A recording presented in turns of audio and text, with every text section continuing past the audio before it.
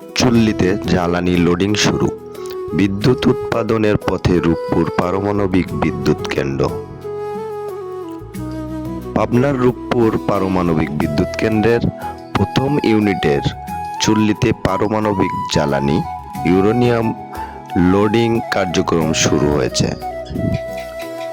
মঙ্গলবার 28 এপ্রিল বিকেলে আনুষ্ঠানিকভাবে এই কার্যক্রমের উদ্বোধন করা হয়। কর্তৃপক্ষ জানিয়েছে, দীর্ঘ প্রস্তুতি, প্রযুক্তিগত যাচাই বাছাই এবং কঠোর নিরাপত্তা ব্যবস্থা নিশ্চিত করার পর এই জ্বালানি লোডিং শুরু করা হয়েছে। এই জ্বালানি চুল্লিতে প্রবেশের মাধ্যমে দেশ প্রথমবারের মতো পারমাণবিক বিদ্যুৎ উৎপাদনের যুগে প্রবেশ করেছে। এর ফলে বাংলাদেশ বিশ্বের পারমাণবিক শক্তি ব্যবহারকারী দেশের তালিকায় যুক্ত হলো। বিশেষজ্ঞরা বলছে, জ্বালানি লোডিং সম্পূর্ণ হওয়ার পর পারমাণবিক বিদ্যুৎ উৎপাদন শুরু হবে এবং পর্যায়ক্রমে জাতীয় গ্রিডে বিদ্যুৎ সরবরাহ দেওয়া হবে।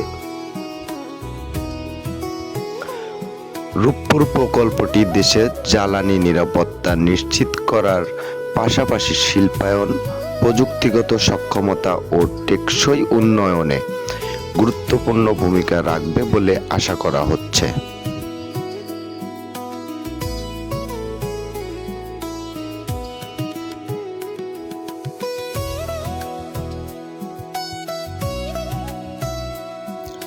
ভিডিওটি ভালো লাগলে লাইক, শেয়ার দিতে ভুলবেন না।